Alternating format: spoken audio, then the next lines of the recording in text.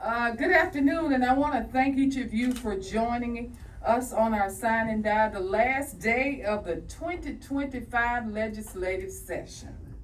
We are so happy. I'm Representative Barbara Drummond, and I'm humbled and honored to represent the people of Mobile in District 103.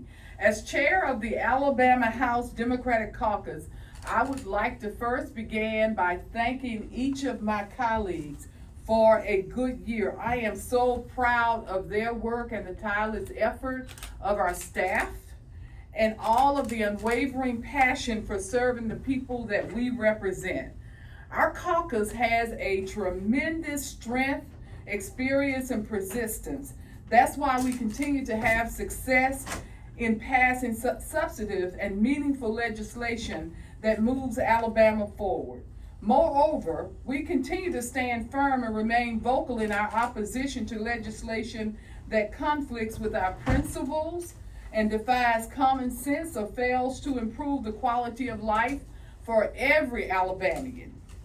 Like many sessions during my tenure here, this session could be the best described as a mixed bag.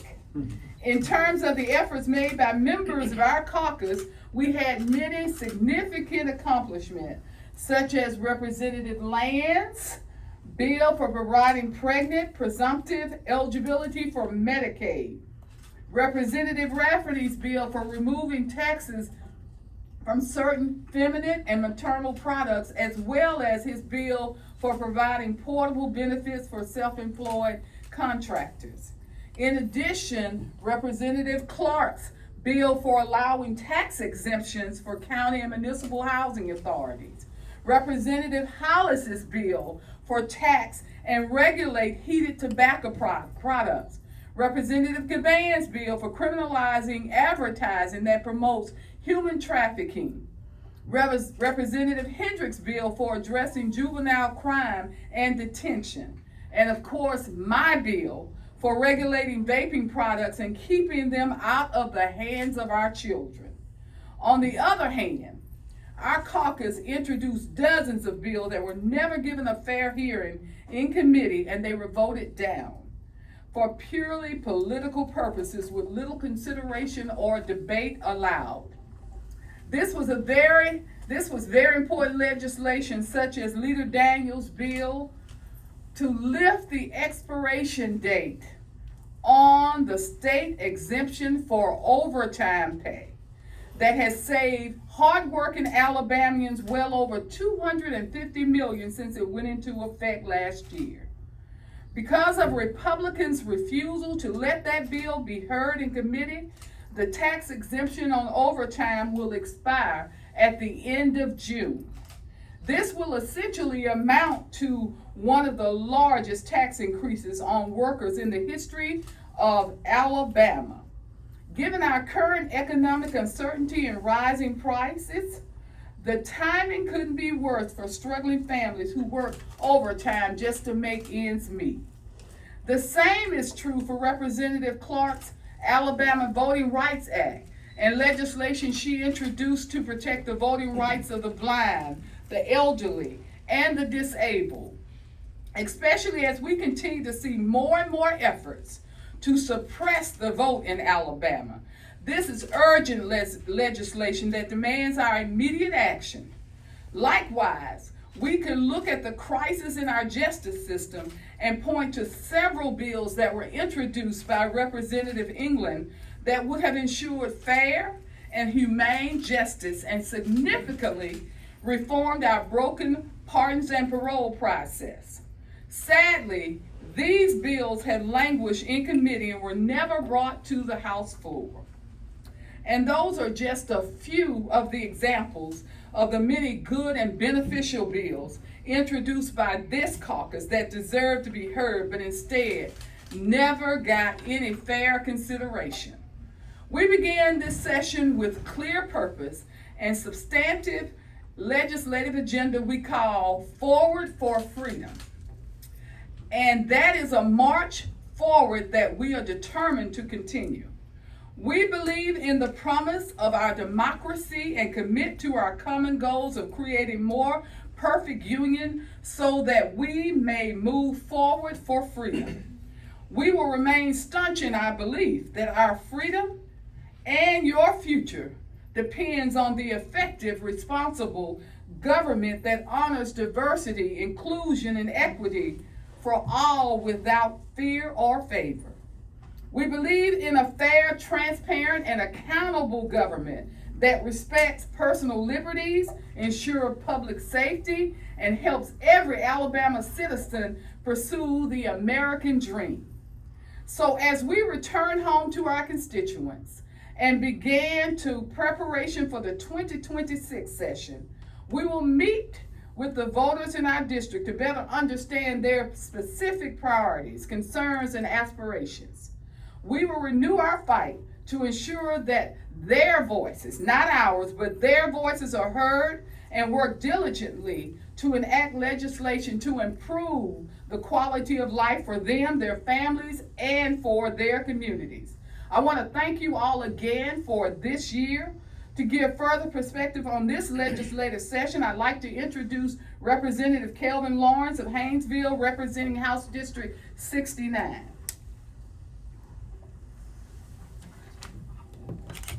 Thank you, Barbara Drummond.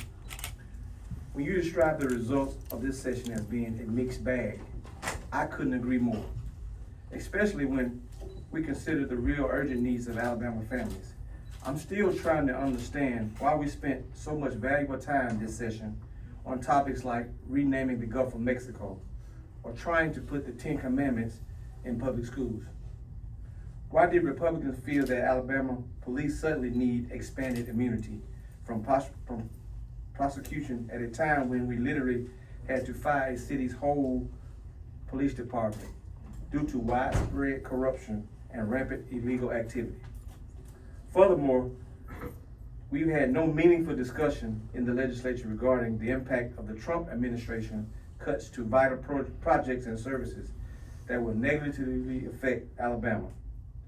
Folks are acting like these cuts to Meals on Wheels, Head Start, and Social Security won't impact us. But the truth is that they already are, and certainly not for the better. For example, in my district, Trump said that DEI was somehow the reason he cut off the federal settlement and cut off the funding to fix the sewage issues that have been a public health crisis in the Black Belt region for decades. In my opinion, regardless of federal policy, the state of Alabama has an obligation to fix this issue immediately. But little has been said or done to address this ongoing and urgent problem. Likewise, we're looking for significant cuts to education and the possibility of elimination of many critical services provided by the U.S. Department of Education that help students with disabilities and protect our civil rights. But instead of considering Rep. Drummond's bill that would have established the Education Transparency Board to address the impeding cuts to education, Republicans have been pushing culturally divisive legislation such as mandating prayer in our schools. On top of that, they arbitrarily, without good explanation, decided to restructure the Department of Archives and History because someone got offended. It was done for purely political purposes in order to push an agenda that would revise and censor certain aspects of our history that some seem to find uncomfortable. It's wrong, and they know it. This type of overreach will do nothing more than distort the truth and accuracy of our shared and, yes, I'll say it, our diverse history. Many of these types of controversial and political motivated bills are just bad and backward thinking public policy that serves the limited amount of time we can spend on producing good legislation. Meaningful, effective, and sensible laws that will actually help all Alabama families thrive and prosper. Now more than ever, the people of Alabama are uncertain about their future, and they are looking to us, their elected representatives, to provide the real solutions that they can see and feel in their lives daily. They're sick of endless political double talk, the unnecessary red tape and runaround, and the very thing they want more is government intrusion and overreach in their lives. That's our primary goal this session, that we spell out in our Forward for Freedom legislative agenda behind those words. we intentionally introduce legislation to create more opportunity for the people we represent and to help all of us move forward for freedom. Because to us, the people of Alabama, to move forward for freedom, that means having the ability to get ahead rather than just get by. It also means being able to stay healthy without going broke, being able to keep more of your paycheck to provide for your family, and knowing that your government is part of the solution rather than adding to your problems.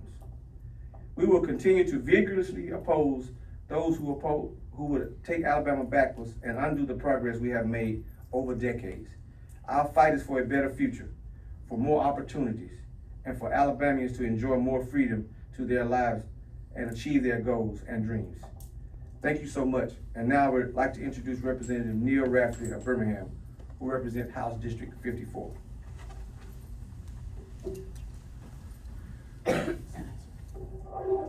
Thank you, Lawrence.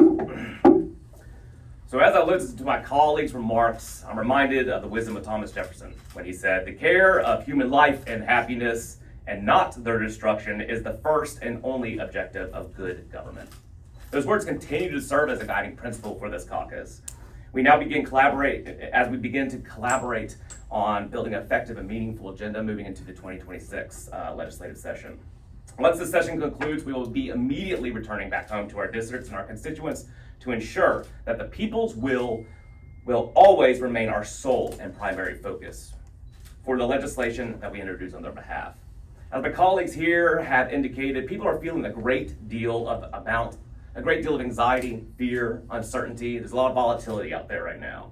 These are the real concerns when they see the cost of living skyrocketing, when they're witnessing unprecedented cuts to programs and services that they depend on, as well as attacks on their fundamental constitutional rights.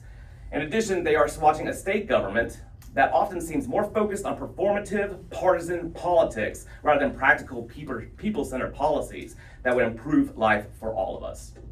A great example of this is our state's politically motivated and misguided approach to soften the requirements for life-saving childhood vaccinations in the middle of a nationwide measles outbreak. It's one of many bills that defies logic and rejects sound science, and would accomplish nothing more than endangering the very people who have entrusted us to protect their best interests. We spent way too much time this session fighting against bad legislation that was spawned by chemtrail conspiracies, election deniers, and fans of government intrusion into your privacy and your morality. All of that has kept the legislature distracted from fixing the real problems facing the people that we serve. That's not what the people of Alabama voted for, and it's not what they sent us here to do. They want to know that they can afford the rent, that they can afford the grocery bill, that they can keep the lights on in their house, that they have access to affordable health care, and that our justice system works for all of us. Not just the rich folks who can buy high-priced lawyers. They want to know that their right to vote is being protected and that their concerns are actually being heard in Montgomery and in this building right here. They don't want religion or politics forced into public education curriculum or censorship in their liberties to have to watch endless and cowardly attacks on their LGBTQ neighbors' civil rights. And they certainly don't want to be racially profiled by ICE or state law enforcement acting like ICE, to be wrongfully sent to the gulag in another country without due process, just because they happen to speak Spanish and didn't have their driver's license with them on the moment. Yes, we have made some progress in our state. I don't want to understate that. But like finally changing our formula for funding public schools and taking a cent off of a regressive state grocery tax. And finally making Juneteenth an official recognized state holiday. But we can and must build a better, more equitable, and more inclusive Alabama. So on this Sine Die, as we celebrate our 13th bow tie day in honor of Rep. Racy, call for unity and bipartisanship in the Alabama legislature, I call upon all of us who have been elected to serve to stop the political games and to put the people of Alabama, the people that we serve, first and foremost. The challenges we face require us to work together to find common ground. Our caucus will continue to move forward for freedom, knowing that each step brings us closer to thriving and prosperous Alabama we can be proud of for generations to come. An Alabama that was built on solid ethical foundation that honors our diversity, cherishes our inclusion, and demands equity for all of us. So let us always remember that the power of the people is always stronger than the people in power. Thank you, and at this time, we'll go on and take any questions y'all might have. Are there any questions? Madam Chair? Yes? Yeah. Can we talk, want you guys to weigh in on the public safety package that the governor introduced earlier in the session? Give me your sense of how successful it was and how much you agreed with it. Are you talking about all of the bills or just a certain bill? No, give me your sense of that package and what you guys thought of it and how much was it successful? Well, this caucus certainly thought that the immunity bill went far too far. As was stated, I think Representative Lawrence talked about a police force that we saw that had gone rogue here in the state of Alabama. And instead of doing some accountability measure, we went to the opposite direction. We took all of that out. And so this caucus really feel that bill has gone too far. We all back the blue, but we feel that all of us should be accountable for what our actions are. And that some of those bills went a bit far. Some of our members carried some of those bills, and we certainly agree with those. But some of them, as the immunity bill, we had some problems with. Was it successful? Was the package successful? Did the governor? Well, the immunity bill is in the Senate right now, so we're waiting to see what's going to happen with that. For the most part, most of them did pass. Are there any other questions? Are there any bills from you guys that didn't make it through the session this year that you want to see filed again next year? Yeah, all of them. But I think that one that is really important, given what is happening on the federal level with all of the funds, and if you look at Alabama receives a great deal of federal money.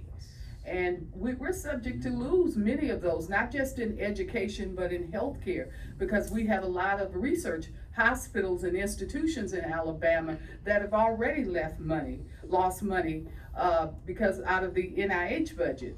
And we certainly wanted that transparency bill to pass because we simply wanted us to have a bipartisan measure to look at the loss so that Alabama would not be sitting here wondering, how are we going to fill the hole? How will our children continue to be educated? How will research continue to happen at UAB, USA, and all these other research hospitals? So those are some of the measures that we think is really important. And that is one that is happening right now. And as chaotic as it is in Washington, that chaos is coming down to the state. And we will be the ones, it will be our constituents and the everyday Alabamians that is going to look to us for leadership. And we need to know where those cuts are and possibly how we can feel and help our constituents. And the overtime bill, that's really important. They didn't even bring that up. That will expire in June. And that, as a matter of fact, Representative Clark and I met with one of the unions here on last night, and that was the #1 bill that they thought that was such a wonderful bill. And for people to say that it costs too much money, you don't look at the consumer effect. That money was being put back into the Alabama economy, into your local community, because those folks are buying cars, they're buying houses, they're buying food, even the high eggs, they're buying all of that. So that money is going back into our economy. That will expire in June. And that is something for the average worker in Alabama. Anybody else want to comment on that? No. Okay. Yes, Randy. In fact, there was a national report saying that the president likes the idea of an overtime tax-free system, and also Senator Tuberville. Yes. Both Senators. So the Republican caucus didn't even deliver on what the head of their party is in favor of. So we're hoping. A lot of folks will say if. We don't say if with this caucus. We say when, because it's going to happen. And that's an issue that's going to be revisited because Alabama is very heavily dependent upon those dollars. And this is one bill that was nonpartisan. We all voted for it. And it's something that the workers saw in their paychecks. It helped with not only retention, but also helped with recruitment back into the workforce. So that's a good bill, the overtime tax bill. What are the priorities for House Democrats today on the last day of the session? I'm gonna let yeah. But yeah, we want to go home, but we're gonna fight to the end. gonna fight? We're gonna fight till the end. That's going to be our posture. We'll fight. We've been fighting this entire session. And so that's going to continue to be our posture, because the people of Alabama sent us here to fight for the things that were meaningful to them. And that's what we're going to do. Any of the other members wanna have a comment? Please do. Okay. If I could be a little more specific, any particular bills perhaps you want us Well, to we get to mentioned end? the Or immunity opposite? bill. We mentioned the immunity bill, which is in the Senate. Mhm. We don't like that bill. Because that bill is going to be counterproductive to many of the people that we represent. Right. And it does not have a whole lot of accountability in it. All of us, everybody who stands in this caucus, as well as you and everybody else in the state of Alabama, should be accountable for their actions.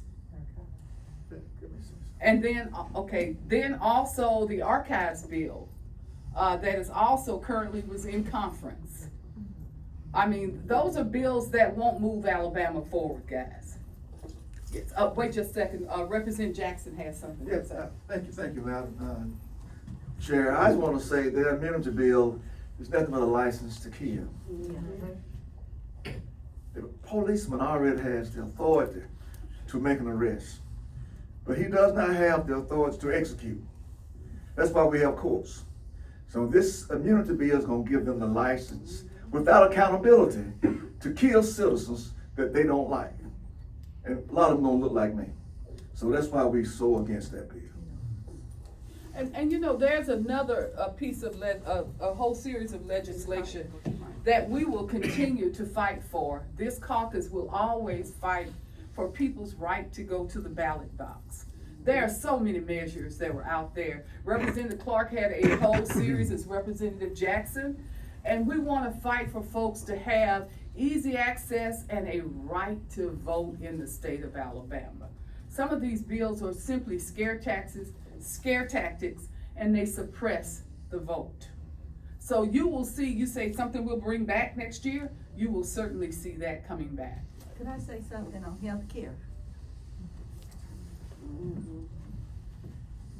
This caucus has fought for Medicaid expansion.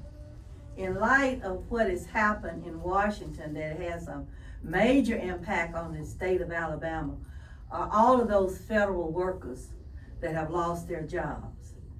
When they lose their jobs, they lose their health care coverage.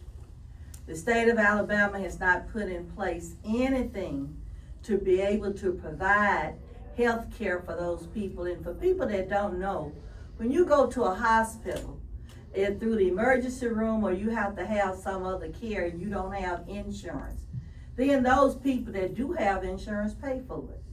Through some mechanism, they pay for it. So when your premiums go up, and most of us think, well, I've got health insurance, I'm okay. But when your premiums go up because that number of people who are receiving health care don't have health insurance, it impacts each and every one of us. That's why so many hospitals are closing after COVID. A great percentage, more than 50% of the people who had to have critical care for COVID were people who were uninsured. Yet this state, each year, we try to encourage them to pass some form of Medicaid expansion. And it's something that impacts all of us. So I'm asking, you know, as you do your op-eds or whatever, mention it off and on how it's impacting us. And as we see more and more people, when you look at the number of people with federal jobs that have been fired and sent home in the state of Alabama, when the impact is truly felt, then we as legislators, it's going to be our role, even though across the aisle they don't care. Then somebody's got to stand up, and you know that's scriptural. We got to take care of the poor and the disadvantaged. And that's something that, a bill that we'll continue to drop. And we ask you to continue to help us by putting the publicity out there, because you're going to touch the hearts and the families that no longer have health care and they need it. I want to thank Representative Moore. We've got to go into session. Really want to thank this caucus for the hard work, because being in a minority, you know, it's sometimes hard. And we think that we got a lot of meaningful pieces of legislation done, and we thank each of you for attending. Thank you. Thank you.